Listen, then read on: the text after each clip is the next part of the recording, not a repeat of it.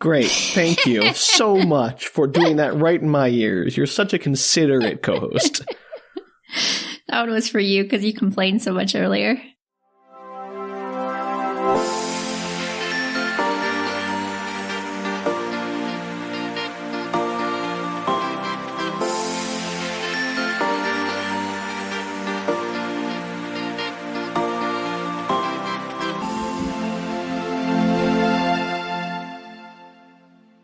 Everybody, and welcome to Book Retorts. I'm Danielle. I'm Sam. And this is the podcast where one of us explains a weird piece of media to the other person who has no experience with it. None at all. Well, except this week, you do have a little bit of experience with my media, Sam. Oh, right. Because this is part 2 of The Arm of the Starfish by Madeleine L'Engle. I forgot the name of the book already.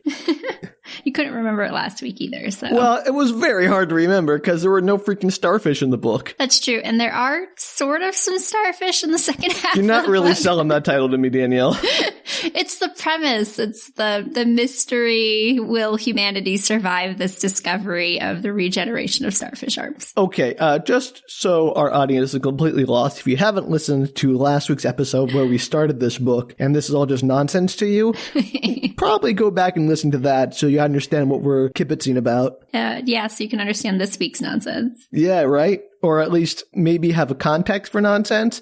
I don't know if understand's the right word is what I'm getting at there. But Sam, as is our long-standing tradition, please let us know what happened in part 1 of The Arm of the Starfish. I would love to let you know what happened in part 1. I'd love to know what happened in part 1. All right, I'll be upfront with you, Danielle. I remember virtually none of the character names because they seemed unimportant at the time. I do remember 2, and I'll get to them, but I believe we started out with a boy named Adam, right? Is that one of the 2? Yep. Okay. That's good. It's the main character. It's better remember that one than, not remembered, I guess. If it's going to be one of those 2, I'm glad it's him. So he was at an airport. He was about to go on a trip to an internship for Dr. somebody or other. O'Keefe. Dr. O'Keefe. Right. The O'Keefes. I can't believe you don't remember that when that's the one book you've read. Look, I don't even remember all the characters' last names from A Wrinkle in Time either. It's not like they went around calling each other Dr. O'Keefe when they're children. I guess. All right. Anyway, if I'm allowed to continue. Yes, sorry. Adam is in the airport. JFK, I think, on his way to Spain. Portugal. All right. Well, they're nearby. He makes a stop over Madrid. That's right. Confusion. He stops in Madrid. That was where I was getting that from. And he runs into a teenage girl with the K name, Kimberly, something like that. Callie? Callie? Oh, you don't even remember, Danielle. Great. Well, I was thinking, is she a teenager? They never give an age in the book, so she could be older. What else would she be? That she's trying to seduce him or whatever? No, I don't know. I'm assuming she's probably somewhere between 16 and 19. Hi, I'm Kelly, whatever. I forgot what you said. Callie. I'm here to no, they're clearly the same age, Danielle. Don't be ridiculous. I think you even said she was a teenager in the last part. I could be wrong. Maybe that was just my assumption, but if you didn't... I don't feel like I said that, but maybe. Anyway, they get to talking. She has a father who's a rich businessman, which means he's evil. Because books. And she's like, don't trust the O'Keefes, yada, yada, yada. And none of that really matters because then Adam gets on a plane with a priest. Yeah. And a little girl named Polly. Sounds like the setup to a joke, but okay. Well, not a joke I can tell on the podcast. And Polly is the daughter of the O'Keefe, the youngest, I think? Or the oldest? The oldest. The eldest, yeah. Yeah. And the priest is just some family friend who is escorting her back home after she took a very much needed vacation because she's an old woman who needed a break from the stress of family and work life, apparently, by touring around the United States. That accurate? Yeah, that's accurate. Okay, good. That's she had some other stuff going on at home, but yes. Whatever. What I got from it was she was like, I just working so hard. I need a break. I know I'm only 10, but boy, I'm so burnt out. I didn't talk about it, but there was some allusion to some major stuff happening with the character like Josh and some other things. And then she just kind of had a really hard time. And so they decided Who's Josh, Danielle? Josh is the guy who works at the embassy who Adam becomes quick friends I remember him with. because he's not important. But he's very important in the second half, so keep him in mind. Good luck with that. Anyway, we've barely gotten past the first, 10 pages. Let's go. They get on the plane. The plane stops in Madrid for some reason. Fog, who knows, doesn't matter. And at that point, the priest is like, hey, you take this child I'm in charge with, teenager I've barely met, and take her back to her father since you're going there too, and I'm just going to leave because I am a responsible adult. Yep, that's it. And then immediately, Polly is kidnapped on the plane because those kidnappers are amazing. They are. And there was a conspiracy and nobody on the plane somehow remembered her. Or literally anything else. There's a plane. Where are you going to hide a child on a plane? They're filled to the brim with stuff. There's not an excess of space. They never do say where she ends up. Yeah. Do they put her in the cargo hold or something? How did that work? I'd like to think because they stuck her in a bag. I'd like to think that they just stuck put her in a bag? You have that detail that's in the out. second half. But I wasn't even going to get into it. Maybe they just stuck her into a cabinet on the plane. Or an overhead compartment. That's awful. All right. Not like a zipper, wheelie bag, but like a burlap sack bag. So there's like a cartoon character they shoved into a burlap. All right. This is ridiculous. I'm glad you didn't mention that because I would have had a problem with it. Anyway, she's kidnapped. Adam lands in Portugal and is it Lisbon? Yes. Yeah, I got it. Woo, and meets up with Dr. O'Keefe, who is somewhat unconcerned with the kidnapping of his daughter. He's just like, don't worry about it. Let's keep going. There's a bunch of secret code phrases the priest says and the dad says to the guards and stuff to get them all past them. Give or take. Yeah, there are some secret phrases they exchange at points in time. There are some secret phrases, you're correct. There's a conspiracy is what I'm getting at. Anyway, Adam is very wishy-washy. He doesn't know whether he can trust Callie, the girl he met for 5 seconds in an airport, or the O'Keefes, who he is working for, and is like, oh, who should I trust? I don't know. I can't make up my mind because I'm a teenager and haven't slept in 3 days. Yeah, that was basically the entire first half of this book. Yeah. And part of that is he's eventually, I don't want to say kidnapped, but escorted by Callie, who finds him in a hotel in Lisbon, takes him to meet her father, who's like, hey, I just want to help out. We just found Polly somehow, just coincidentally. We can give her back to you to take back to the O'Keefes as long as you agree to be our mole telling us what they're working on, which is something about starfish regeneration, which could change humanity, blah, blah, blah, blah, blah, human regeneration, live forever, all that kind of stuff. For the good of the country, don't forget. All right. There's a lot of jingoism in this too. So Josh is like, oh, do I trust the guy who clearly kidnapped the child and just gave her back to me coincidentally? Do I trust the O'Keefes? I still don't know. It does drag on for quite a while. The rest of it, I don't remember what happened. There was something about Josh who talks to him. Was like, hey, the O'Keefes went back to their island to study starfish. Do you still want to go with them or do you want to call it quits? And he's like, yeah, I'll go. And he meets Josh, for our listeners' sake anyway. He meets Josh because after all of that kidnapping stuff goes down, he is the contact person that takes him to the island to work with the O'Keefes from the embassy. And Josh works at the embassy. And I don't know why Josh, who works at an embassy, is suddenly playing babysitter for Dr. O'Keefe, and that's okay with his current job, but here we are. He's just involved with family dynamics and starfish regeneration. He's on that side. Yeah, but all right. He has all right. Embassy people don't just get like, no, I'm taking my day off. He's just not at his embassy job quite a lot. No, he'd be fired immediately, is what I'm getting at, is the point. But the embassy's also working with the O'Keefes, at least some of them are, so he probably just gets a free pass to go hang out with them. Oh, isn't he special? This is all about nepotism, it seems like. A little bit. All right. Anyway, Josh goes to the island. He and Polly go swimming. They talk to a dolphin for a little bit. It's not important. Adam goes to the island. Josh. I'm sorry. Adam goes to the island. They have dinner, and then Josh gets invited by Callie to go to dinner with her and her father. And Adam's like, gee, should I still be a spy for the, whatever their names are? I forgot the last name of Callie and her father. Cutters. For the Cutters. Or should I remain loyal to the O'Keefes, who I've already bonded with their daughter? He still can't make up his mind. And the O'Keefes are just like, hey, we know that the Cutters are spying on us, and they want you to spy for us, and we're just not going to do anything about it. That's fine. Just do what you feel is right, which seems wildly disconnected from sort of any agency they might have. And that was the first part of the book. No, give or take. So at the end of the first part of the book, he decides he's not going to go see Callie for dinner. But O'Keefe basically is like, now you have to. All right, O'Keefe's like, I want you to go there and see what they have to say so you can make that decision knowing everything. Like, what more does he need to know? Why are you making him, like, do this? He's like, he already made up his mind. You're like, oh, why don't you make up your mind again? It's actually explained a little bit better in the second half, but it's delayed. The reasoning's delayed. So you just really do think it sounds like Dr. O'Keefe is like, just go and chat with them and then make up your mind, even though you just said you made it up 5 minutes ago. Well, I'm so glad they explain things pages and pages after we're introduced to them, so we have no idea what's happening. They do. Actually, she does that as a writer a lot. She says things. She's like trying to get the main character to figure it out themselves, and in doing so, doesn't tell the reader what's going on. Which I don't necessarily have a problem with. I think that can be a very interesting literary device to be sort of looking through the eyes of the main character and have that sort of limited perspective that they have. You don't need to be omniscient in every book. But at a certain point, it just becomes confusing when you don't know why anyone is doing anything or why you should care. No, I agree. And this book in particular of hers tends to do a lot of like, well, you should know, Adam. And Adam's like, I don't know. And so then you spend the next several pages going, well, what doesn't he know? Because I don't know it either. Yeah. But I don't remember that being such a huge problem in A Wrinkle in Time, for instance, which was very enjoyable. And there was some parts that were like, why are they doing this? But you sort of, that was part of the mystery that pulled you along through the story. Yeah. But I don't remember ever being like, I just don't get it. Why isn't anybody just saying what's going on? I think it's more common in her fictional young adult books that rely a little bit more on real life scenarios. So the more grounded ones are the ones that more... I think it's the idea of the person having...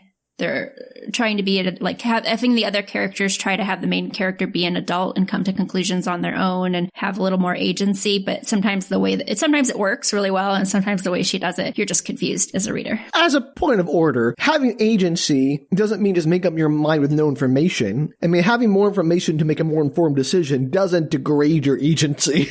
No, but I think that's part of the reasoning behind what she's not the only reason she does that. I think a lot of it's just about these coming of age stories. And that's a way that she shows that these characters are trying to think for themselves and come up with these solutions on their own. And all the adults aren't just giving them the answers. All right. Well, I'm not sure if I buy that as a proper technique for child education or decision making. I don't know, but that's what she does a lot, particularly in this book. But I remember it from a few other books as well. All right. Well, I think we've gotten a little bit off course here in our digression about pedagogy and how children should, or at least young adults should make decisions. So Danielle, please tell me what happened in part 2 here so that I can understand at least anything that happened in part 1, which I just talked about. Perfect. Okay, so moving forward, it's the day before he's supposed to go on his dinner with Callie. Adam. And he's having some family bonding time with the O'Keefes and their 12,000 children. So he's having family bonding time with not his family. With not his family. He's Does he have a family? Are they ever brought up? No, they're never brought up. I think it's mentioned in the beginning of the book that he has a family. It's just that they're never brought up ever again. They're completely irrelevant. That is cold. So he's having food with them and chatting, getting to know them. They go on a horseback ride to the plane because he left all his luggage on the plane since they had walked in.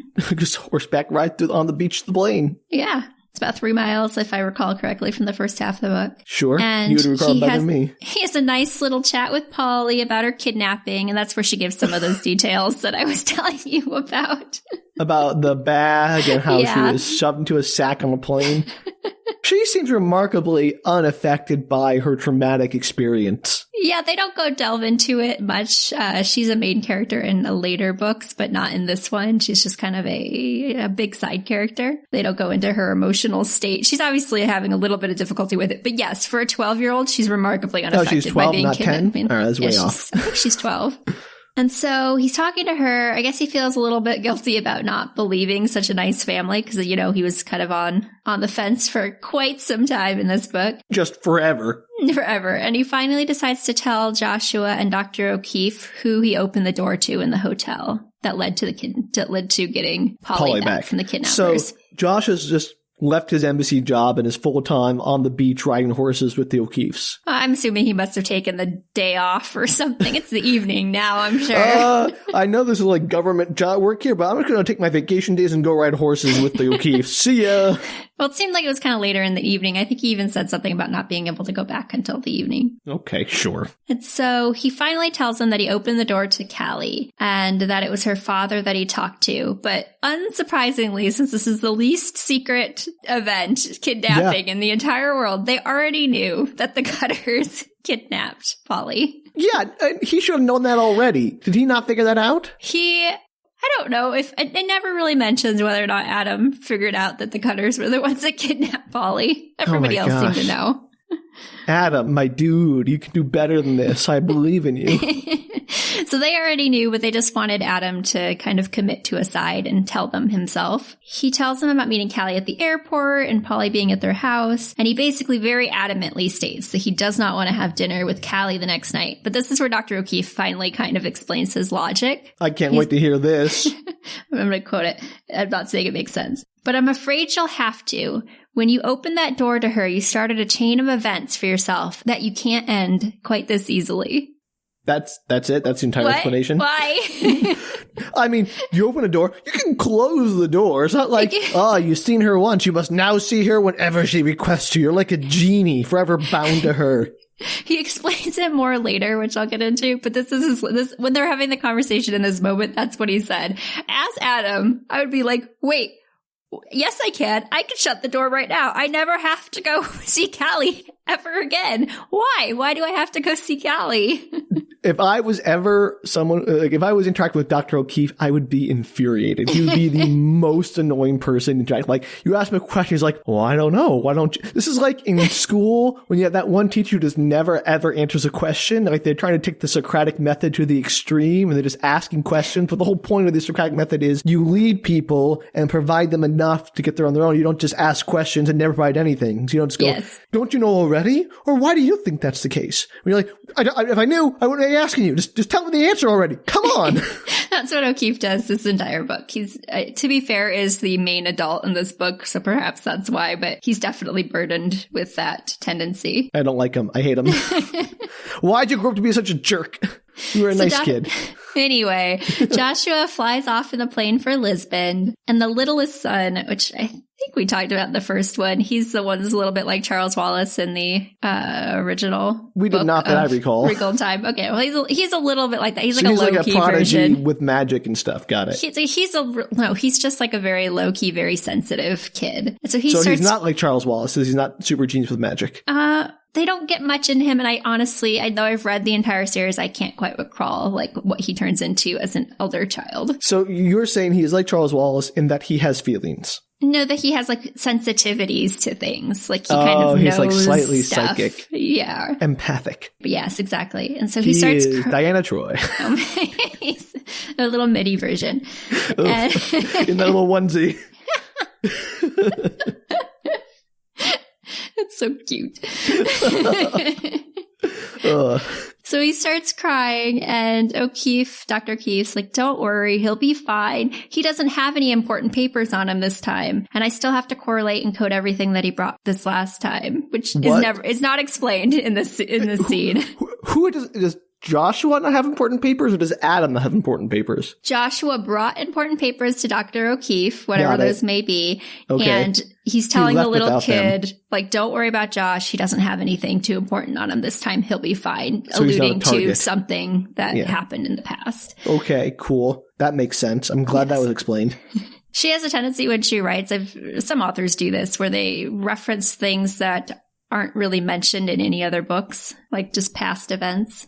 So the next morning, Adam is working in the lab, and there's this they talk more about the starfish science, I guess. Uh-oh. Which is always my favorite part. There's some weird concept about how the starfish and the lizards so they get starfish from the local like kids and stuff like that to use in the lab, I guess. So they just say, hey, go grab some starfish from the environment, give them to us, which doesn't seem like it's doing a lot to help the ecosystem around there. Well, he's only doing the injured ones. So because he's doing the regeneration. The injured ones serve a purpose. They're food for somebody, I'm sure. Right. I'm sure that he does more than this. It's a very basic thing. He's just saying that he also has starfish that are like injured, and the kids bring them to him and he pays, I don't remember what he said. And anyway, but they can't be injured by the kids or whoever's bringing them to him. They just have to be the ones they found on the beach that were injured.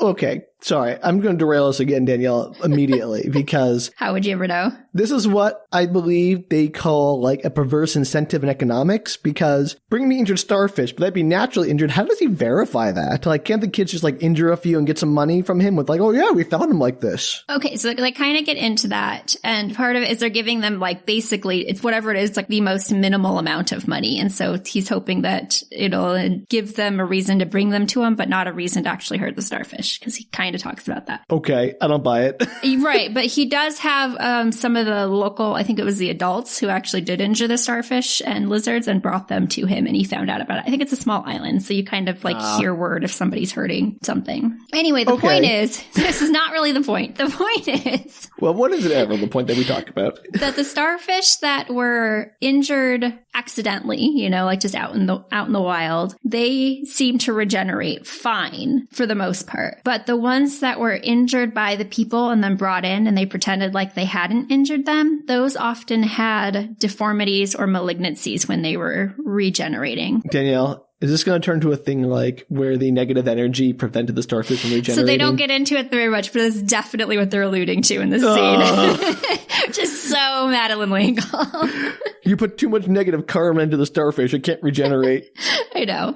And so O'Keefe is like, basically, we just don't have enough information. We don't understand quite how this works, but sometimes there are malignancies and deformities, and sometimes there are not. It's not just like there's a higher incident rate of malignancies and deformities than would just be maybe naturally happening. And so we're not quite sure when that happens, why it happens. And so obviously this could be potentially very disastrous if it got into the wrong hands, all this information, because if people used them on humans, like who's to say when there's going to be a malignancy or deformity? So he's saying we already have the idea that we can use for humans, and that's a foregone conclusion. We've already figured that part out. Mm-hmm. But we don't want it to fall into the wrong hands, because if they use it willy-nilly, it might cause deformities and malignancies that we cannot predict. Right. We just don't know enough yet for this to be in the wrong hands. But they've already figured out how to regenerate humans. Well, they haven't. They know it could potentially be used on humans. Okay, because I'm like, if that's the big breakthrough. If they've already figured that part out, then that's huge. Well, as of right now in the book, all they're saying is that it has the potential to be used on humans, and right now they're just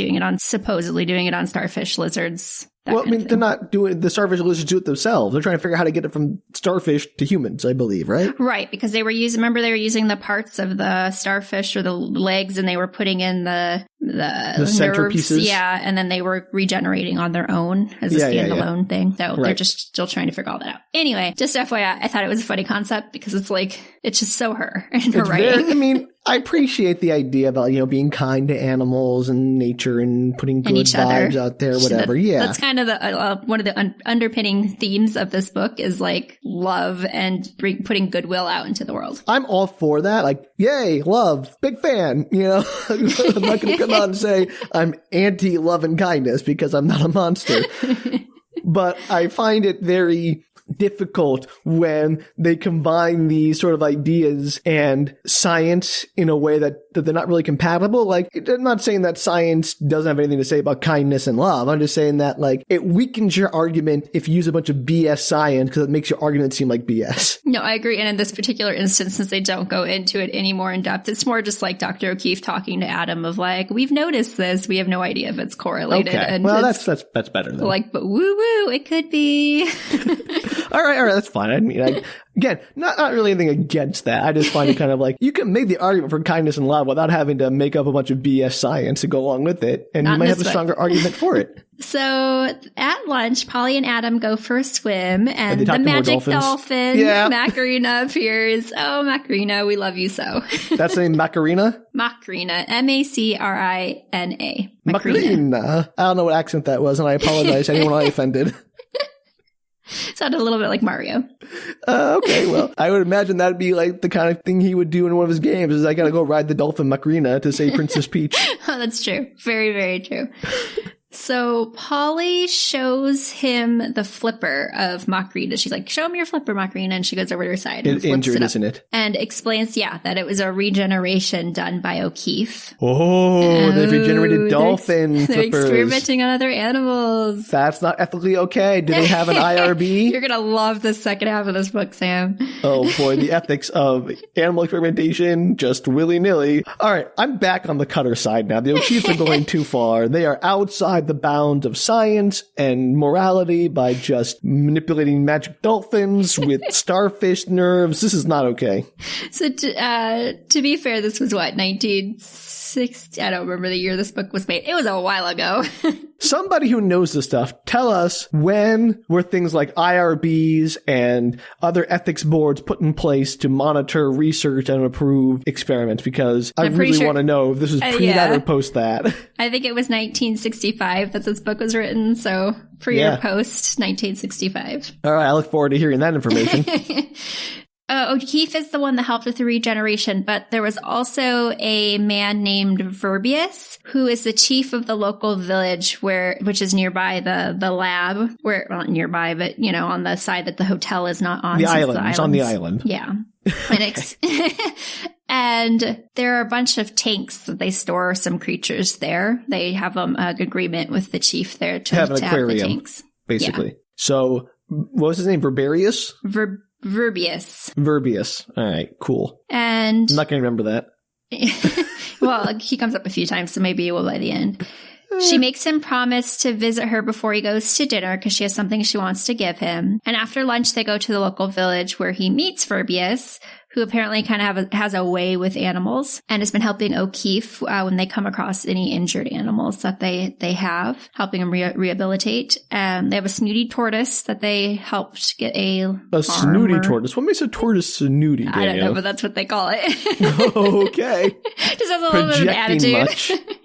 Doesn't really want to play with them. And they healed a seagull wing, which apparently was a big deal. And they also have a shark that they think it was a fin on. So they've definitely been trying this on multiple animals. So, they regenerated a seagull wing, a shark, and a tortoise. Yes. And inside, I know. Trying it out in the wild. It's not like they went out to find these injured animals. These animals basically came to them. And I get it, but you don't just say, no, it's questionable. I'm not saying it's not ethically, morally questionable. Not ethically, morally. It's just you have to have control conditions. You can't just, throw some stuff in a random animal that could be like, yeah, this will probably work. That's how science is. You just try things out and just see what they're doing their regular science too at the lab, so. Okay, this is just all very... this makes me doubt O'Keefe's credentials. He's apparently one of the best marine biologists in the entire world, Sam, so... Well, that shows me up. I'll just shut up then. So inside one of the tanks is a dead shark. And apparently this particular shark attacked one of the local children in the village. And... Is it the Jaws shark? What? It's not the Jaws shark? No, it's not the Jaws shark. Well, then what's the point? Maybe it's one of the sharks we never got to see in the Freckle book. Okay, that makes sense. Shark shock. Yeah, you remembered it. I got there. I was like, well, it's not called Freckles. What is it called? We better name the Freckle book. Terrible. So apparently they kind of lured it back to the cages and it got into a fight. It was a whole thing. Anyway, the shark died. They tried to do all the things that Dr. O'Keefe had asked them to do to try and save the shark, but it didn't work. Shark died. So is any of this relevant that there's a dead shark in a cage? Kind of, because there's a shark theme in this book. Okay. So O'Keefe says the paperwork, he's talking to Verbius. He's like, I just got the paperwork back from Josh, and it says all the blood work is fine. And they're talking about the local child that was there that got attacked. Okay. So Adam finds out that the boy had been wounded and lost a finger, and Verbius had begged O'Keefe to help him out, who was reluctant, obviously, because it's a human. Okay. I'm glad he has a line somewhere. And they've obviously had issues with the malignancies they'd encountered. But magic, the boy has a finger again. So apparently it worked on this boy. Now, not to be too dismissive of losing a finger, but that seems like It's like he lost an entire arm or his legs. Like, a finger, it sucks. It's terrible. Nothing it isn't, but that seems like an extreme, like, he'll never lead a full life without his finger. Like, that seems like a crazy reason to potentially use this very dangerous study on him. Yeah, right. Again, like, oh, he'll never point with both hands again. Like, there are worse things in the way. I'm sure he can lead a wonderful full life sans one finger. But no, let's undergo this crazy experiment that is untested on anything but sharks, dolphins, and apparently a turtle. Seagull, too. Don't forget the seagull. Tortoise and, seagull, whatever. The point is, that's crazy dangerous. Like, the stakes are not that high. Especially since some of the malignancies that they had were like tumor situations that began eating the entire limb. Oh, yeah. No. Like, it's wild. It's a wild idea for our finger. I agree. Leaving the village, Adam realizes the magnitude of the situation he's in and why it's so important to the Cutters, like why he's important to the Cutters, why anybody would be important to the Cutters that works with them. Because he can get the information on human regeneration, which is huge. Yeah, and why none of O'Keefe's paperwork must end up in anybody's hands. So he definitely has that part I'm not so on board with. I don't think O'Keefe is the best steward of this world-changing technology.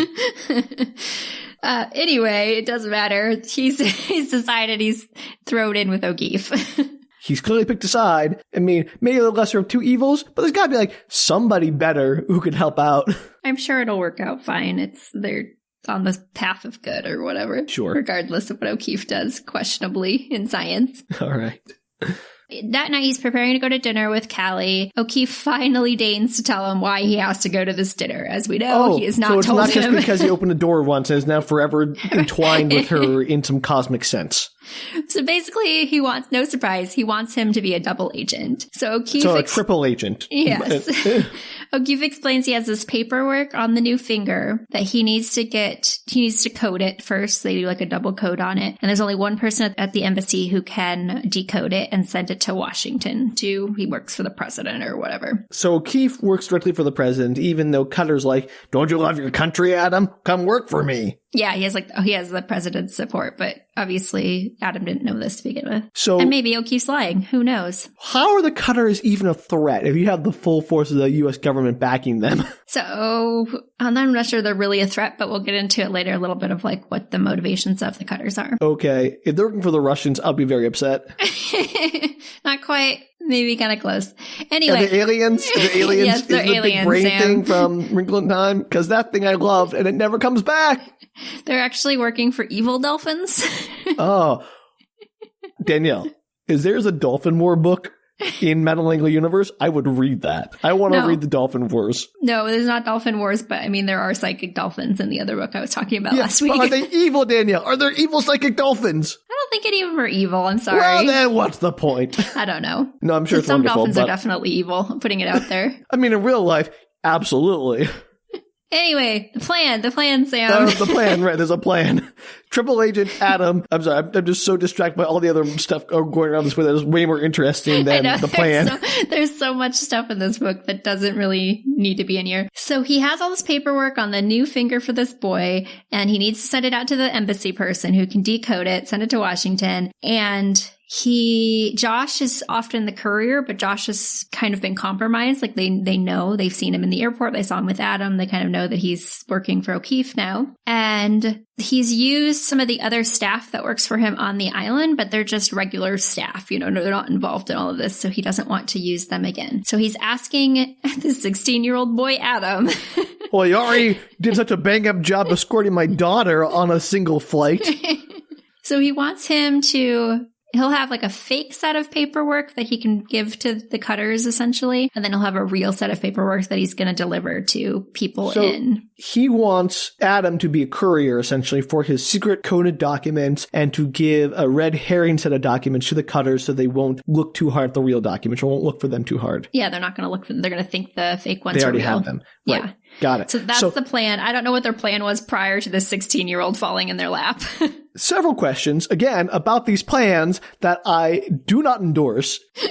A, why does it have to be someone who understands the research who has to be a courier? Can't just any rando courier work? You would think so. You think you could literally just hire some random person. Yeah. Well, I mean, I get that, like, oh, I don't want to put someone else in danger or whatever, but wouldn't the government also have people who are qualified to engage in sort of dangerous clandestine work? Or literally, like, anybody who knows about the science at the embassy could come and get the paperwork.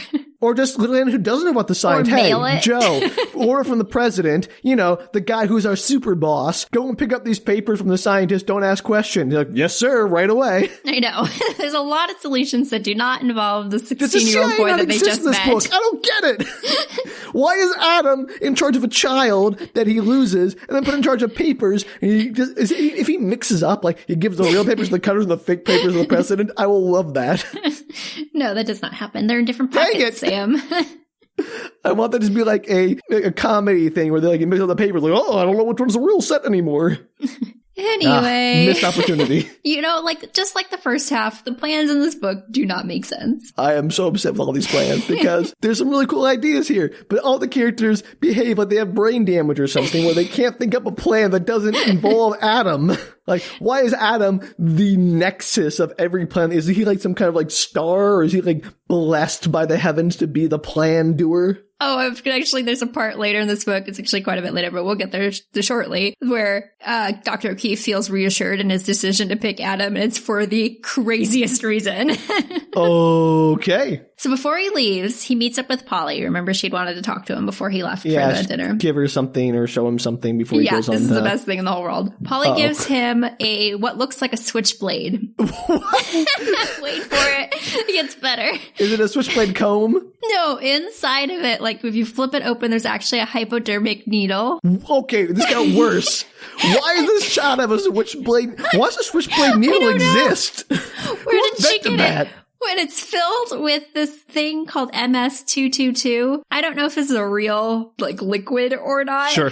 But it'll supposedly knock out any shark that it's injected into. And she's convinced that he and Callie will definitely go for a swim while they're at the hotel. And she knows there's been shark attacks over that side. She's very concerned about him. And so she wants him to 100% promise that he will wear it under his swim trunks. Okay, first off, that sounds a lot like, I don't know if you ever read Snow Crash. Yes. But one of the characters in Snow Crash has like a defense mechanism that is a knockout needle implanted in their genitalia. Oh, yeah. Yeah. So this sounds kind of like that, but less cyberpunk and awesome and more ridiculous. But yeah. I just want to make sure I understand all this and I'm not missing something like I usually do. This 12-year-old girl has a switchblade shark knockout syringe. Yes. Which is wildly specific and is somehow calibrated to knock out any shark regardless of size, which is not how sedatives work. And she has given it to Adam because she's having a psychic premonition, essentially, that he will go swimming and have to stab a shark, so to hide it right next to his junk, where hopefully he won't stab himself. Yes, that's exactly what's going down. Though, I mean, her psychic vision is just her convinced that he's going to meet up with the shark at some point, not that she actually has a psychic vision, just for clarity purposes. I get that, but it's essentially a psychic vision. It's essentially a plot foreshadowing. It's like, this is not, oh yeah, she's going to dinner. They will definitely go swimming and will definitely be attacked by sharks. I like the idea that there's just like a closet full of these that she pulled one out and was like, here, for when you go swimming. Also, if there are that many shark attacks on this island, maybe don't go swimming. Maybe they say, hey, Adam, don't go swimming. There are shark attacks. There are a lot of shark attacks. Don't go swimming. Yeah, by the end of this book, you wonder why anybody swims in the ocean. Oh dear. All right. I don't know. Why does a hypodermic needle switchblade thing exist? It depends. Did those exist at this point? Probably not. 1965, probably not. Probably not, because this seemed like there's an easier way to do an auto injector. So, all right, let's just go. We're going to be here all day if you let me talk about this hypodermic needle switchblade shark knockout gas thing. Okay, moving on. Adam is sent for with a helicopter from the other side of the island because the Cutters are rich and own the hotel. And as he arrives, Callie runs out of the hotel or wherever they land and to meet him and flings her arms around him. And she says, Adam, help me, help me. I've been all wrong about everything. I know now that Daddy's doing things that aren't right. Adam, what am I going to do? Okay, she's the worst actress I've ever seen. Maybe that's just my vocal reinterpretation. No, I'm just saying, like, duh. If Adam doesn't see through this immediately, he's a fool. Well, before he can answer, Typhon Cutter makes his appearance once more. Man, Typhon I missed Typhon. I forgot his name was father. Typhon, and it was great. I Typhon's keep a wanting to great name. say Typhoon Cutter, which sounds like a type of boat. It does sound like a boat. No, but Typhon Cutter, father of Callie, shows up. Which is pretty impressive for Callie to be like, I don't trust my dad. Oh, there's my dad. Good timing.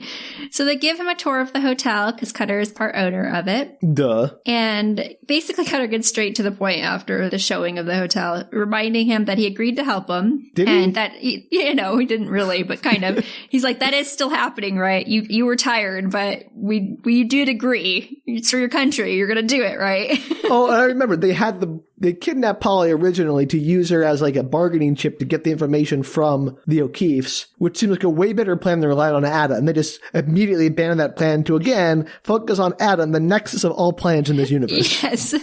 Like, I know we have the child of O'Keefe who could probably barter for any information we wanted, but instead we're going to use this kid that just showed up that has absolutely no connection to the O'Keeffes. And is not at all reliable, apparently, because he lost the child we managed to kidnap right from under his nose.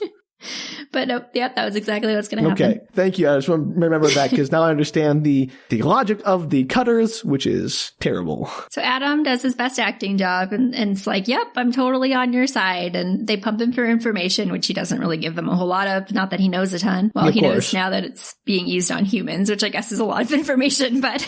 Yeah, knowing that we have successfully regenerated human limbs is huge, or at least digits, I guess, but that's still huge. So they try to make him buy that O'Keefe is the enemy, that he's working with foreign lands instead of the good old US of A. Except that O'Keefe has a direct line to the president, apparently. So Right. how does that work? Well, they're assuming that he doesn't know that. And obviously, if Adam helps out, this would thoroughly help his career. He could go far in his field. Okay. So he asks Adam to basically do a fake date meetup with Callie in Lisbon the next week because he's, obviously just arrived. And by a week from now, he should have a lot more information. If he, is able to get any documents or any information, he wants him to give them to Dr. Ball in Lisbon. Do you remember who Dr. Ball is? Not a bit. He was the guy that showed up in the airport to try to sort of of he was kidnap another Adam a clergy little person, bit. right? It's Yeah, like the other clergy guy. Was he a rabbi? No, that was there's a lot of clergy in this book, but no. I'm about to say that. Like, I can't keep track of these people.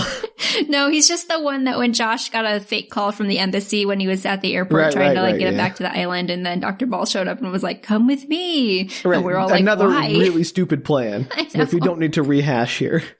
So anyway, that's Dr. Ball. So he's supposed to meet him in Lisbon, and he agrees that he's going to do that. Callie, then they have dinner. Callie wants to go for a swim after dinner. And though She he just feels loves sharks. Yes, though he's feeling kind of stupid, he does put the knife on under his trunks. The knife? You mean the syringe? The switchblade syringe. Let's not upgrade it to knife. The switch syringe. She basically wants him to promise not to say anything to the O'Keeffes or anybody that she tells him about her father, because she knows that what her father is doing is wrong, but she loves her dad and she can't work for the O'Keeffes, so she feels like she's between a rock and a hard place. And she can't work for the O'Keeffes because she doesn't want to betray her dad. Okay, but she so doesn't she's trust like, her dad. My dad's doing terrible things, but I can't betray him. Another wishy-washy kind of thing. Got Yes. it. They're made for each other. She tells him that her dad is definitely not working for the United States, in that he is trying to sell this information to the highest bidder, like China, you think? quote unquote, not Russia, if it makes you feel better. Oh, China. Well, communists and Russia, they're pretty much lumped together in the, Red Scare, so. It's true, 1960s. She asks him basically to play along with my dad for now. We'll meet next week. I feel like I'll have a better sense of kind of where I stand and what I can do in the next week. And we'll meet back up in Lisbon after you're done. I know you're meeting Dr. Ball there. Does he have the fake papers yet? Or is this what's he going to do when he visits Dr. Ball? That's what he's going to do when he goes to visit Dr. Ball. Because Dr. O'Keefe said it'd take about a week for him to code everything and get all the information together for him. Man, I'm glad we have computers these days. That wouldn't take very long at all. No, it makes it I'll much just easier. Email it.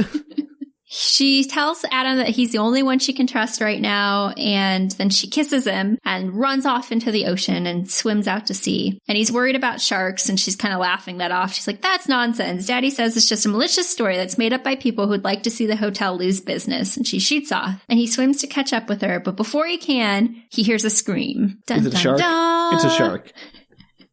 He sees a shadow in the ocean and goes for his knife. But before It's a shark, Danielle. You can just tell me it's a shark. I know it's a shark. No, but before he can take it out, a dolphin headbutts up against him. Oh, dang it. You got me, Danielle. You and Madeleine, you wily critters. So he realizes, of course, it's Macrina, who is trying to, shepherd him back to shore. So he turns around and swims back, and Callie's already freaking out. So she's already swimming back to shore. Freaked out and by the once dolphin, they get to shore, he looks back out against the ocean, and he realizes that there was a shark. He can see the shadows, the fins in the water, and that Macrina was trying to protect them. I mean, how do you know it's not just more dolphins? I don't know. They look different. They swim differently. They do. All right, checks out. So they head back in, and her father tells her that he's upset that she was he doesn't believe her at first. There's no sharks out there. And I'm sure he knows there are. And her father tells her that he's upset that she's out in the water. Basically, you're supposed to I told you you're only supposed to go out when there's a lifeguard during the daylight. If you followed the rules, this wouldn't be a problem. He seems vastly undisturbed that she was almost eaten by a shark. To be fair, did the shark actually threaten them in any way? To just a dolphin saying, hey, there's sharks, you might want to leave? Sure. But I mean, saying, hey, you swam and there was also a shark somewhere in the vicinity is vastly different than saying you were almost eaten by a shark. Do sharks only come out in the nighttime? Because he seems to suggest that, if she goes out during the daylight when there's a lifeguard, she'll be fine. Again, I'm no shark expert, but I don't think they're nocturnal. No. I just like that he's just swim during the daylight when there's a lifeguard. You'll be fine. Yes, because lifeguards are known to repel sharks. Exactly. Because we watched that one movie, Bait, which proved that lifeguards and sharks, lifeguards always win. Other than when they die, they totally always win. Shh, that never happened. Definitely doesn't happen in the first 10 minutes of the movie. Anyway, enough about Bait and our other, you're right, movie. There's a lot of sharks in our media. It's weird. There's a lot of sharks in this. So when he gets home, O'Keefe is still in the lab. So he goes in and talks to him and kind of gives him a rundown of what happens. And he doesn't tell him about Callie because he promised, which just... Man... This drives me. There's another book by her also where there's promises made and they really should just be broken. And I don't understand why when you're making promises to somebody you don't trust that you don't break those promises. Look, I'm all for, honor and honoring your word. Absolutely. But, much like with mandatory reporters and things like that, there are circumstances where there is a greater moral imperative than keeping your word about not telling somebody about something. Absolutely agree. This seems like one of those scenarios where it's not going to hurt anybody if he tells them that Callie's having second thoughts about her father. Because maybe they can all help each other. Maybe. He also feels like when he had the conversation with the Cutters that everything kind of went too easily. They believed him very easily. They didn't question anything. And they seemed to be relying a lot on this, 16-year-old kid. Yeah, again, why is anybody relying on a 16-year-old kid? Right, and so he feels like maybe there's going to be a trap somewhere or that they know more than they're letting on. He also tells him about Macarena, and this, Sam, is what makes O'Keefe decide that Adam can be trusted. He's like, well, if Macarena saved you and trusts you and likes you, then you're definitely the person that should go to Lisbon with these papers. This is like those people who are they have someone comes up to their house in a movie and they have the shotgun in their face and they're trying to explain that, no, you can totally trust me. And they're I don't trust anybody. And their dog is friendly to them. Oh, if Bold Bo here trusts you, that means you must be reliable. Right. Because it depends on the type of dog you have. I mean, I get it, but how are dolphins supposed to be good judges of human character? Well, these are magic dolphins, Sam. They come when called. They're kind of half psychic. If Macarena is psychic and can read his heart, then yeah, I would trust the psychic dolphin to be yeah, this guy's on the level. So, you know what? Maybe we're the fools, Danielle, for laughing at Dr. O'Keefe and his psychic dolphin friends who can clearly read the hearts of men. I believe that these dolphins know bad people from good people. Good. And apparently O'Keefe does too.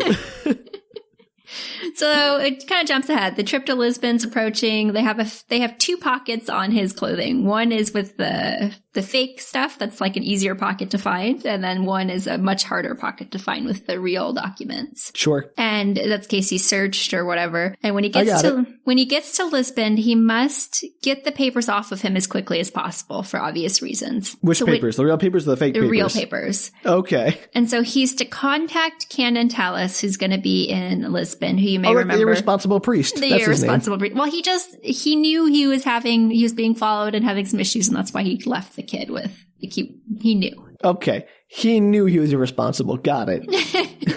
So he's supposed to contact him when he gets there and give the papers to him. And apparently Canon Tallis is not going to be in just one place all day. He has lots of plans. And so Adam has to memorize a list of places where he'll be and when he's going to be there. This is so complicated. It's so complicated. Why can't they just say, meet me here at 3:00 or whatever? Well, because he has all these plans that he's supposed to be doing with Callie and with the Cutters. And I think they're just trying to like squeeze it in so it's not obvious. And they think maybe he's being followed. Like it's a whole shenanigans. Anyway. I mean, I don't know much about cloak-and-dagger shenanigans, but incredibly complicated. So the best part is that like there's like probably about 1 to 2 pages of this where he just kind of has to repeat all the potential options for calling or meeting Canon Tallis. And I am telling you right now, if this was my job, I would fail. I wouldn't remember any of these things. This is like, I don't know, you ever seen the movie The Court Jester with Danny Kaye? I have not, which I should, because I like Danny Kaye. Yeah, but there's like a portion in there where like they've poisoned a goblet so that he can win a duel because he's wildly unqualified to duel someone. And there's all this chanting going on about like the pallet with the poisons, the flying with the dragon. And they're like getting all mixed up in their heads and stuff. And this is like, if I had like 10 seconds after trying to rememorize the schedule, I'd be like, Talos is in the palace with, no, wait, he's in the square. Ah! It's exactly what this I'd fail is. Immediately. It's wildly impressive. And then some of the cases, he's supposed to like call so-and-so and ask such and such things so that he can get a hold of Canon Tallis. It's not phrase. just like call. Yeah. It's not like just asking for Canon when he calls. He has to have like whole little spiels with the people. No, I'd be like, all right, can I write this down? Yeah, no, and he can't write it down. Luck. He's not allowed to write it down. So he makes it to Lisbon, but before he can get very far, he's met by the chauffeur and all-around muscle man of Typhon Cutter. Ooh, the chauffeur muscle man. He met him earlier. It's the guy who dropped off him and Polly in front of the hotel when they were kidnapped. Very non-suspiciously. Yes. So he takes him directly to Dr. Ball, waylaying all his plans to meet Cutter, or meet Tallis. I guess they never thought about that as a possible wrench in their intricate dance of whatever his face, Tallis and Adam. Well, Adam, to his credit, is like, why didn't they just say they were going to meet me when I got off the plane? They could have just said, oh, you're going to meet with this guy and I'm going to take you to Dr. Ball. But no, they just said, go to Lisbon. You'll figure it out when you'll get there. All right. Well, goes Dr. Ball. He wonders if it's like a test or something. Like maybe it was to see if he actually was going to go to Dr. Ball at all. So he arrives and Dr. Ball ushers him to a professor who looks over his papers that he brought, the fake papers. Mm-hmm. And Dr. Ball is like, well, as a member of the clergy, there's some stuff I can't be involved in. But he doesn't seem to, like, he won't look at the papers, but he's certainly totally fine with the rest of it. Why doesn't he just like purchase some indulgences or whatever and get himself all a clean slate? I don't know. So in a nerve-wracking moment, they make him wait while they actually look over the papers to validate whether or not they're real. They're real paper. I don't know if they're validating. I know, but like if the information that he supposedly stole from the cabinets of Dr. O'Keefe. I thought it was all encoded, so no one else could read it. Not this paperwork. They don't know that it's the real paperwork's encoded. Oh, okay. Or maybe this is coded, but not coded as well. I don't know, Sam. They don't get into it. They get into like the intricate movements of Tallis as he moves around the city of Lisbon to possibly intersect with Adam, but they won't talk about the coding plans for the super important papers. Yes. Cool. So they release him back into the wild. He decides to take a bus into town. He's now supposed to meet Callie at like 1 for lunch, so he's just a little bit of time. And as he's waiting for the bus, he's approached by this university student who believes him to be an American, and he's studying English at the local university and is like, oh, yay, I want to speak English with you. Like, let's talk about your country and speak in English, which, having traveled abroad, that actually happens quite a lot. Yeah, no, I've been there too. I get it. It feels very valid. And Adam this is the one part of the book that doesn't feel contrived. I read this, I was like, yeah, that would happen. Yeah. So Adam begs off. He's like, oh, I'm meeting my girlfriend. I've got to go. Sorry. And he takes the bus and he goes to the lobby of a hotel to make a phone call. And he calls Talus. So Talus agrees to meet him at a nearby coffee shop. And Adam feels like he's being followed at this point. He's just kind of suspicious of everybody. There's a whole part of the book where like every person he talks to just feels kind of suspicious. It's the nice college student. I'm not going to tell you that. Okay. So he arrives at the coffee shop. He's waiting. And as he's waiting, the student appears again. And he's like, oh my gosh, this is fate. This is so exciting. Like, we must speak. And he's like, I really am just about to leave. I just got here a little bit early and I'm going to go meet my girlfriend over at this other restaurant. And he's like, great, I will walk with you there. We can chat on our way. And Talus has arrived meanwhile and sits down at a table nearby, but obviously they can't meet up. I guess he can't just say, I have to go to the bathroom. I'll be right back. Yeah, I was going to say, he just go to the bathroom and like slip him the papers or whatever. Yeah, I guess he doesn't do that because it's more dramatic.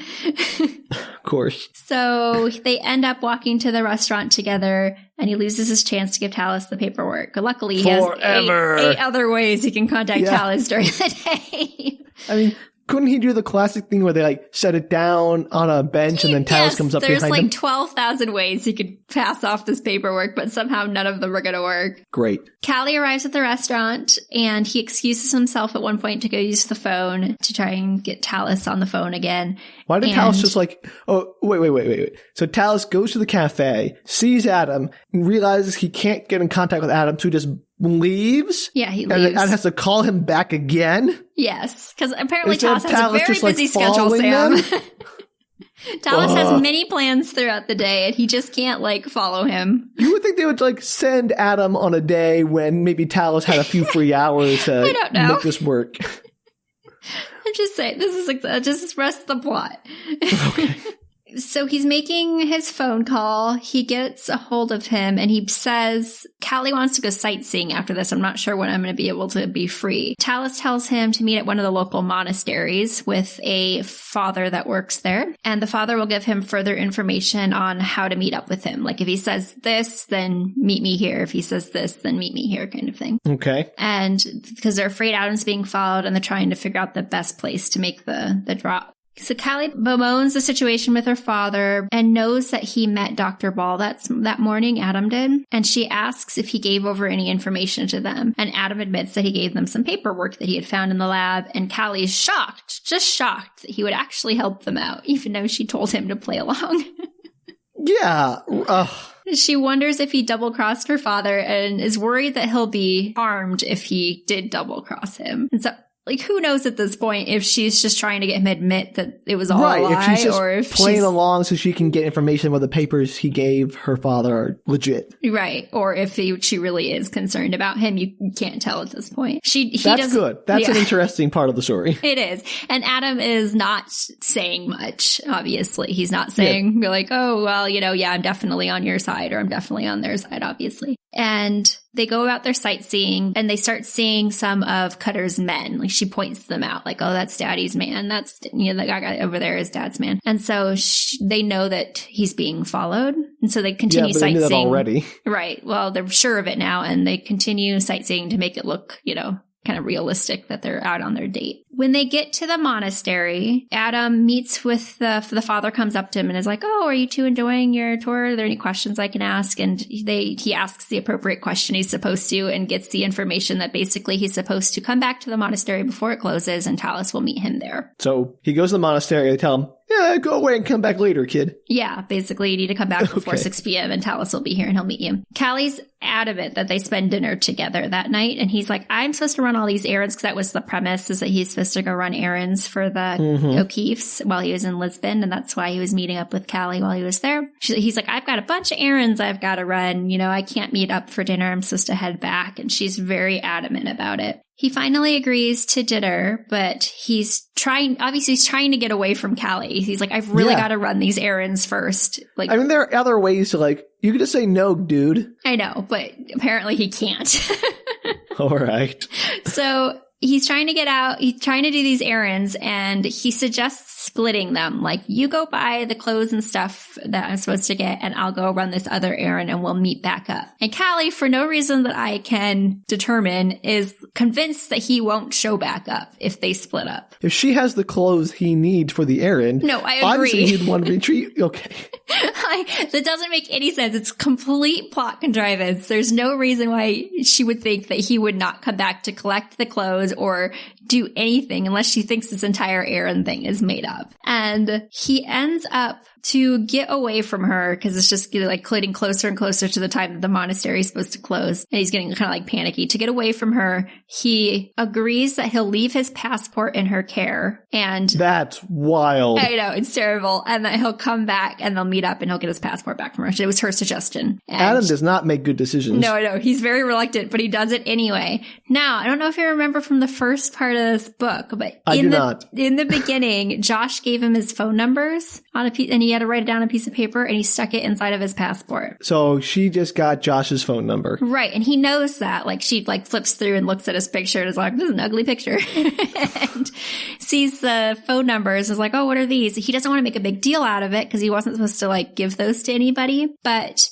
what's the big deal if they have his phone number? I guess they're secret phone numbers, Sam. They're not like the work phone numbers. You can call him at night and wake him up. He'll be really annoyed. I don't know. They're like magic phone numbers that only certain people are supposed to have. And so he doesn't get into it with her. He's like, can I have those back? I need them to run my errand. And she's like, look it up in the phone book. You'll be fine. She's a jerk. No. I know. Callie, what? Okay, she's clearly still evil.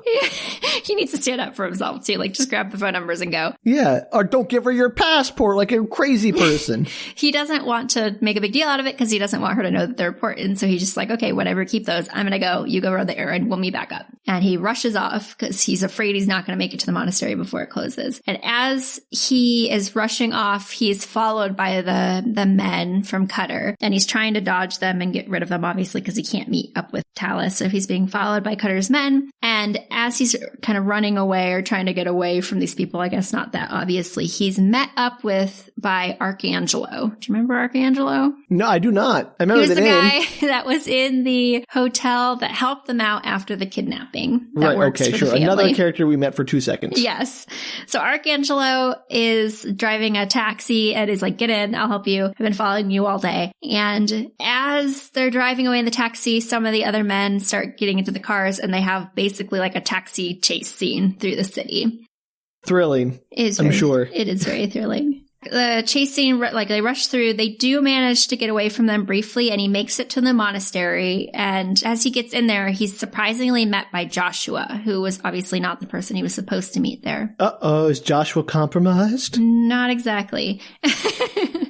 Adam isn't sure why Josh is there or how Josh even knew to meet him there. And Josh admits that Callie called him using the phone numbers. Okay. And outside, they hear a squeal of tires and brakes, and they realize that they have been caught up to by the men. And they rush into the building, and they're running through the hallways of this monastery, and they're abruptly stopped by Cutter's muscle man, the chauffeur from earlier, who's blocking the hallway. And Josh pushes him into one of the niches in the hallway, and a shot rings out, and Josh falls to the ground. So Josh is shot by the muscle man chauffeur. Cool. Yes, for Cutter. And then out of the little hallway next to them, Typhon Cutter steps out, and Callie appears in the monastery, and she runs towards her father, and she hugs him. And she's clearly not good.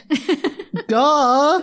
Also, why would Callie call Josh be like, hey, come to the monastery? Because they're trying to, because there's a lot of stuff going on. And he shows up because he knows that Adam's going to be there. Like, obviously, she said something about Adam going to the monastery, and maybe she probably played it off as like, my dad's on the way and, you know, he's going to get hurt or whatever. So Josh shows up to help Adam out. But why call Josh at all? Because I don't know, Sam. It's never fully explained. I do know that... Like, if he's supposed to meet Canon Talos, I understand calling Canon Talos to be like, hey, he's somewhere else to, like, screw up the meeting, but why call in reinforcements for Adam that you're just going to shoot when they get there? I don't get it. I don't know. Okay, I don't know specifically. They never say why she called Josh. I don't know if she just called the numbers to see who it was. It happened to be Josh, and she's like, oh, great, Adam's going to be there. You should totally be there, too, because maybe then we can shoot you and kill you. Or if... you find out in just a little bit, so spoiler, that that Josh was that the fake paperwork that they got was supposed to lead them to a different location and basically entrap Cutter there, Typhon Cutter. And Josh was supposed to meet him there. And so maybe they somehow figured that out and they wanted to divert Josh from the other location. I don't know. The fake paper was supposed to lead Typhon Cutter to another location where Josh would trap them. Yeah, weird serial police killer? And stuff were going to be there, and they were going to try and bring him down over there. So maybe they found out about that. I don't know, Sam. I don't like it. I agree, it makes very little sense. But the point is that Josh realized tip off Josh. Okay. Anyway, doesn't make any sense. Why be like, oh, we figured out your plan. Now come and try and stop us. Like what? I don't know. But the idea is that Josh knew that Adam was going to be there and was like, oh gosh, I've got to go help. And so he shows up. Josh gets shot. So another shot rings out and the gun drops from the muscle man's hand and Cutter pulls Callie back into the little hallway space behind them and Talos appears with a gun. So Talos is there as well. And I guess that priest can kill. In the dark, Cutter and Callie try to sneak away, but Adam sees them and he dive bombs onto Cutter. And Cutter tries to shoot Adam, but Callie yells at him not to. She's like, don't shoot him, and steals the gun. He's super hot, I guess. She's obviously a little conflicted. And she steals the gun away from her dad and points it at Adam herself and tells him to let her father up because he's like laying on top of him. Now at a disadvantage, Cutter asks him for the papers and he refuses. He's like, I don't have any other papers. I gave you the papers that I had. Sure. And Callie steps forward to search his body and he slaps her. Just like straight across the face? Yeah, just full on slaps her. It's just kind of great. I mean... bold. I know. So she goes to like body search him. He slaps her. Another shot's fired at the same time, and Cutter ends up dropping his gun, and he hightails it down the hallway using Callie as a shield. Where'd the other shot go? I think the other shot Cutter's gun off away from him. So Callie steps up to search Adam after giving her gun that she took from her father back to her father. So that was just a whole little like, oh, I was just holding on to it for you. Well, it was because he was laying. He didn't want him to die, and then he was like pinned him to the ground. So anyway, she goes to search Adam. Adam just straight up slaps her. At the exact same moment he slaps her, Talos shoots the gun out of his hand like it's a Western movie. Yes. And they run away with Talos holding his daughter as a human shield. Yeah, which is just That's great. A ridiculous image. I know. And Arcangela's voice rings out. So he's now inside of the monastery and he's like, just let him go. My men are outside. It'll be like they'll pick him up outside. So Adam runs towards Josh's fallen body, but it's too late. Josh is dead. Not even Starfish magic can bring him back. Not even Starfish magic. Unless it does. When I read this originally, this was many moons ago when I was a young teenager, and I read this. I read the following book, one of the following books first, so I knew that he had died, and then I was sad about it, but I read this book, and I got attached to Josh, even though he's not like a super primary character, and when he died again, even though I knew he was going to die, you know how you forget that when you're reading? Sure. And then when he died again, I was like so sad about it. Oh, Danielle, you poor sensitive child. It seemed really depressing. Like it was a untapped potential for a character. There wasn't a whole lot about him on this page, but he seemed like such an interesting guy. And a lot of this book kind of... I don't know about that. Well, you didn't read the book, but... that's, you know what? You got me there, Danielle. And a lot of this plot actually kind of circles around him because Adam becomes friends with him and kind of looks up to him as this mentor or somebody he kind of wants to be, as this good person who chose potentially the side of good and is working for the greater good. And he makes a lot of his decisions based on the idea of like kind of what would Josh do. Sure. That'd be a great bracelet. Adam meets up with the father he spoke with earlier to hand over the papers. So everybody leaves the monastery and he hands over the papers. He's feeling really guilty because he's the one that gave his passport to Callie, who had the phone numbers, and Josh wouldn't have been there if they hadn't called him. You think? And he goes to the embassy and does the whole police shtick, you know, where he has to give all his testimony and what happens. And he finds out that Callie and Cutter, though they were caught, were released because there's no way to try them in Portuguese courts with the information that they have, because there's it's not even, they didn't really like attempt murder exactly. It's just because it's not, they say it's not the American court system. It's like much harder to try them. There's a lot of money going around. He owns a lot of businesses and pays a lot of people off. That seems very derogatory towards Portugal. Yes, quite possibly. Though I agree on any country that you could probably buy your way out of potentially prison. Oh, that's true. Okay, so they're basically saying the Cutters buy their way out. They bribe their way out. I mean, they don't, it's insinuated. It's never specifically stated. It is stated that in the Portuguese court system, at least in 1965, according to this one author, that it would be very hard to try them with the information that they have because they didn't murder anybody specifically. The guy who's getting blamed for all of this is the muscle man. Guy, obviously. Yeah, he's taking the fall. And they are, however, given a week to leave Portugal, so they've been expatriated.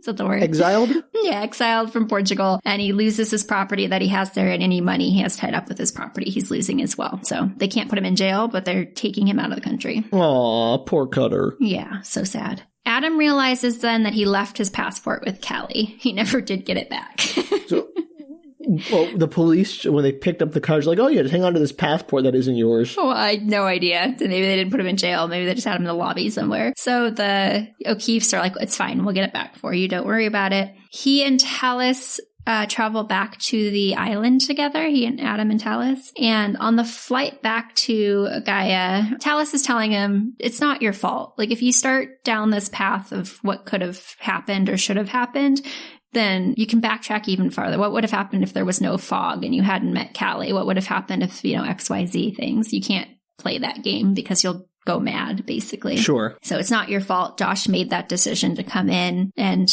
he didn't have to, so it's on him, basically. And okay. No, I don't quite say it that way, but that's the idea. It's just like everybody makes their own decisions. I'm not sure why we care. Because Adam's blaming himself. He's in this terrible funk. He's feeling really apathetic. He's just kind of feeling numb to the whole situation. And he feels like it's his fault that Josh died. And Tallis is saying, no, it's not your fault. Everybody makes their own decisions in the world. And Josh made his decision to be there. And the other guy made his decision to kill him. Like, that's not on you. Okay, cool. And Adam, like I said, is feeling super numb. He makes it back to the island. He falls asleep, and he's awoken the next morning by Polly, who is like, come on, get up. You're supposed to go work in the lab today. And he's like, what? Like, somebody died yesterday. Yeah, good point there, Adam. And Polly's like, okay, well, the work doesn't stop just because, somebody died. I don't like her capitalist work ethic. Well, she's obviously very sad about it. She was good friends with Josh for a 12-year-old. They're good family friends. But because Josh decided to go, it was his decision. And when it was a valid reason for him. And she goes, why do you think that Josh went to the monastery, Adam? And Adam replies, starfish and sparrows. And do you remember from the first book, the idea of the fall of the sparrow, or the first part of this book? No. Okay. So we talked a little bit about one of the reasons why Josh Why do I ever remember that? Because I told you at the time that it was a theme in this book, Sam. That has never come up again. So no, that's a theme and more like a bookend. They mention it several times. It's just I didn't mention it every single time they said the word okay, so that's sparrow. on me then that you didn't mention it. So the idea of the fall of the sparrow at the time that I mentioned it is that Josh was talking about how he chose the side of the O'Keefes to work with the good, for bettering humanity because of the fall of the sparrow, which is a line from Hamlet about the divine being invested into small affairs, and like every little person, everything counts. Okay. So we talked about that at the time, Sam. We really did, I promise. I believe you. I just don't believe that this hasn't come up since the very beginning of the previous week's episode that I would ever remember as relevant. Anyway, he says that the reason why Josh went to the monastery, why he chose to do that instead of the other thing he was supposed to do and ended up dying, is because of starfish and sparrows. And so obviously the idea there, the bigger theme name is Starfish, meaning like the big discovery for humanity, saving that for the right people, and Sparrows, which is taking on the plight of the little person, divine intervention in small affairs, small things, greater good, love for all humanity, etc. That's the idea. And at the end of the book? That's not the end of the book, but it's very close. Oh. So how many endings does this book need? It's almost over. So though he's unwilling to work, he obviously is just still feeling very apathetic about all this, and just a lot for this kid. He arrives in the lab and he kind of finds that working is actually helpful. It takes his mind off with everything that is happening. And it's soon lunchtime. Mrs. Meg O'Keefe, comes in and tells him to go for a swim with the other kids, and afterwards they'll have lunch together. And there's a shark in that water. No. He, Polly, and Charles, with the littlest kid, swim out into the ocean. And as they're there, they see the flash of silver. Macarena comes, of course, and Polly hugs Macarena and is crying about Josh. And so is Charles. And they have a big dolphin fest with the dolphin. And as they're leaving, Polly says to Adam that she was once told that the dolphin wasn't an anthropomorphic dolphin. She's an anagogical dolphin. And I really like that line.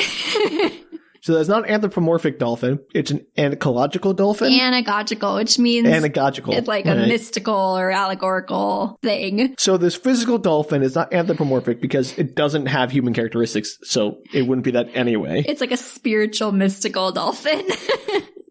Why does that need to be There's no reason. I think it's just that she has this idea for psychic dolphins, which is a later book, and she just really wanted to put it in that one. Okay. Well, thanks, Polly. Well, Polly's like, I don't even know what that means, but I think it's something really good. Somebody told me it. So someone told this 12-year-old kid that your dolphin is whatever the heck that word is. Anagogical. Anagogical. Anyway, I really enjoyed that line. It made me laugh. Clearly. Later that day, they ride out to hold the memorial service for Josh, and on his bed, before they ride out to, or his riding clothes, somebody laid them out for him, and for no reason whatsoever, the switchblade with the needle inside is sitting. I was wondering if that was never going to come back. I'm like, that was a useless prop. Chekhov's M222 or whatever. MST3K, right? Got it. He's not sure why it's there, but he puts it on and puts his clothes on and goes to the service. Is there a shark in the memorial service, please? Land shark. Not quite, but close. After the service, he asks if he can go get his passport back himself. He feels like he might have some kind of closure if he talks to Callie, who feels like is the person that led Josh into the murder, which is true. And he rides his horse over to the hotel and finds Callie at the pool. And he's like, hey, Callie, I want my passport back. And she laughs maniacally. Duh. And tells him she'll only give it to him if he can catch her. And she rushes out of the pool and runs towards the ocean. And he follows suit and naturally immediately sees a shark in the water. Of course. There's so many sharks. Why are there sharks every time anybody's in the water? Why do they ever go swimming if there are so many freaking sharks? I don't know. And the line, I love this line. Cracked me up. Says the shark would do for him more than he had dared hope to do. So he's going to let the shark do his dirty work and kill Callie. Yes, it suggests that Adam is like, oh, well, the shark will murder her because I can't do that. A little dark. I know. Dark. I didn't notice it my first read through. When I read it, I was like, whoa. That's a little rough. Callie screams, of course. She's like, Adam, help me. And he races forward. He pulls out the knife that was coincidentally under... The switchblade syringe, Danielle. Get it right. Switchblade syringe.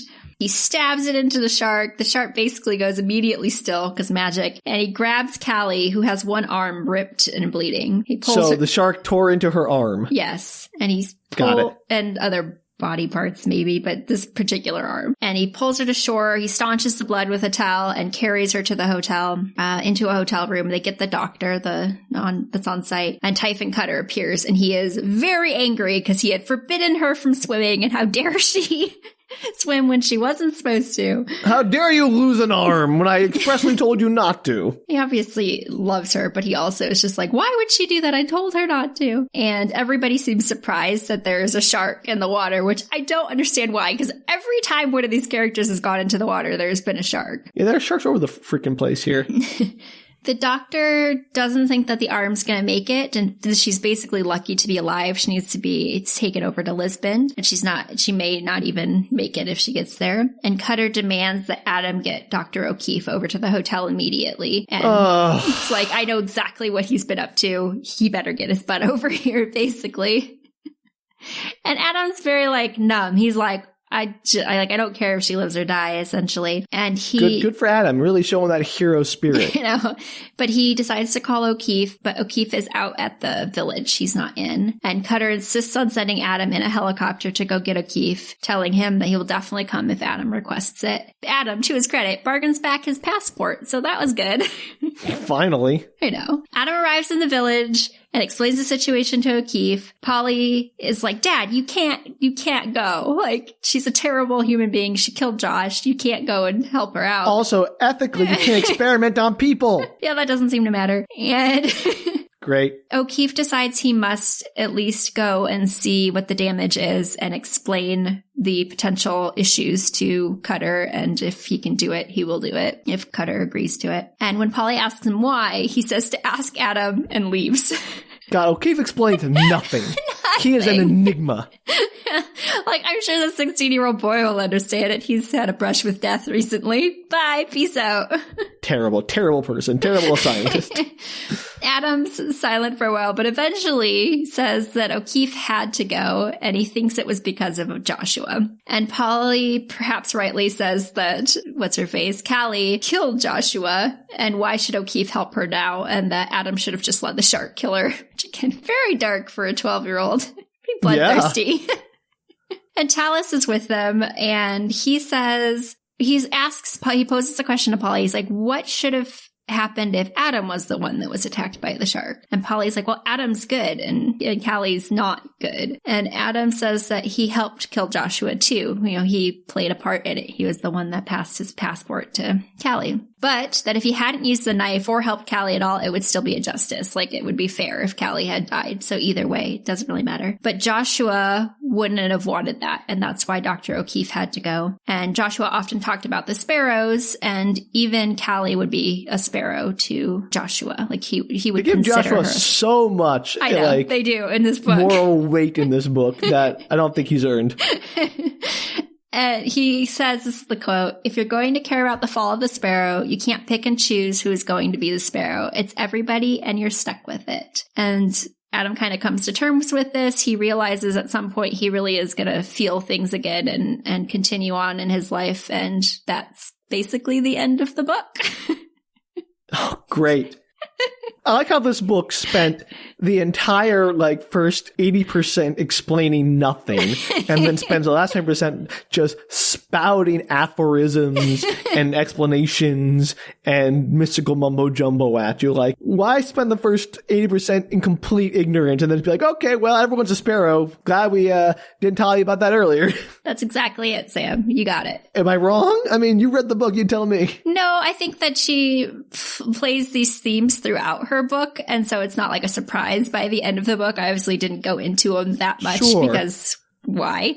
But they do. I agree with your comment that they give Josh a lot of the emotional weight and moral weight in this book, and he's not a very fleshed out character. Sure, he dies, he sacrifices, it's tragic, but it's not like we spend a lot of time like, did he have a family? Was he was he sacrificing? What was his connection to Adam and the family? Like, all right. No, you don't have a lot of that at all. Sure. But he becomes kind of the moral tent post of the rest of this book, and Adam's little way that he's dealing with it. I got it. All right. Well, arm of the starfish, very few starfish. Lots of sharks. Jinx. Speaking of titles, if you didn't think Shark Shock was an appropriate name for that book, Arm of the Starfish is not an appropriate name for this book. Well, I think the premise of calling it the Arm of the Starfish is that it's the arm of the starfish is the catalyst for the story. Yeah, just like in Shark Shock, his fear of sharks was the catalyst for his story, which Danielle. I also thought was a dumb name. I'm not disagreeing that, but the arm of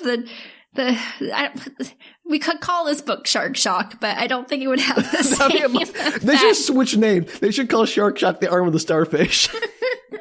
That'd be great. It'd make even less sense. Hey, but at least it would be like, all right, you got my interest. You read that whole book and you're like, where were the starfish? I read this whole book. I'm like, where are the starfish? Yeah, there are a lot of starfish, but it is the catalyst, the idea of like, the changing the world. Well, you can call it Shark vs. Dolphin. That'd be another title for this book. Magic dolphins. Magic Dolphins Beginnings. So, yeah, the ending is a little like, huh. It does kind of just, it has a giant climax, the shootout in a monastery, and then it just goes on for another few chapters of, all right, not a lot of action except for a shark attack that just sort of happens and then it's like over.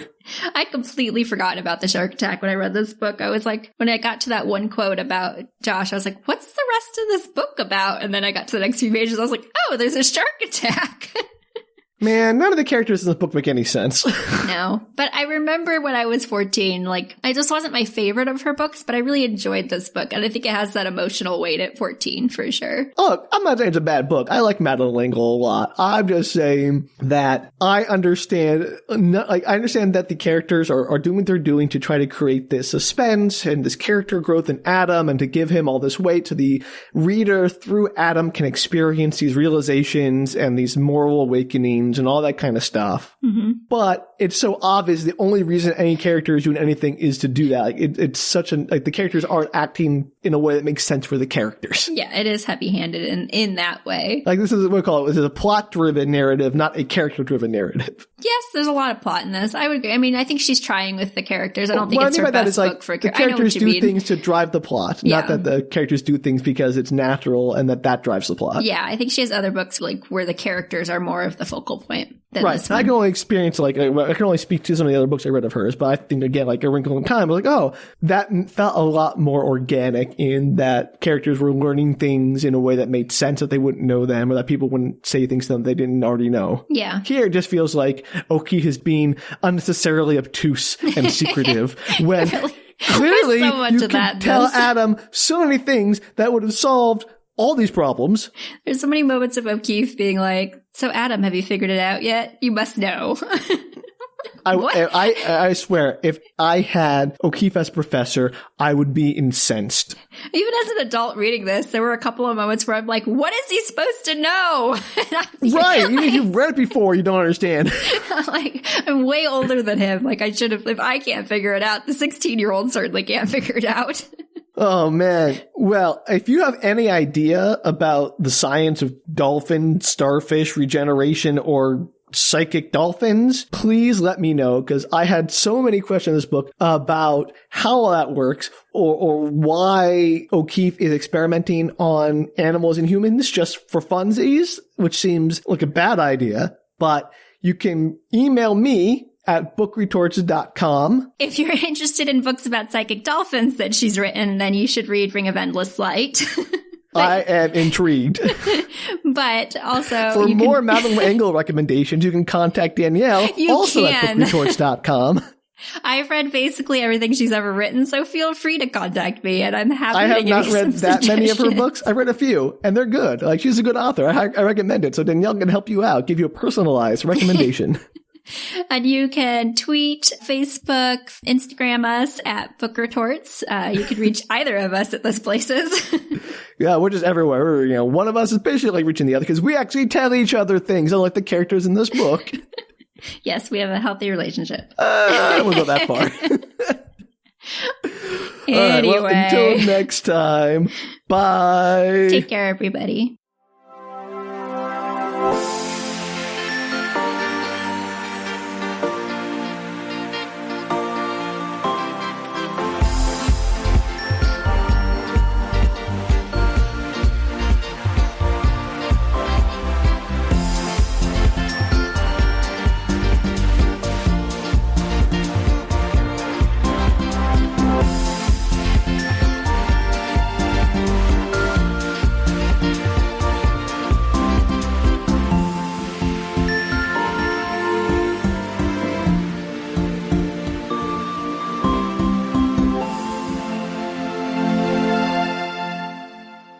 The ending of this is crazy. Oh, he's going to murder a shark, so I bet it is. I know, you didn't see that coming.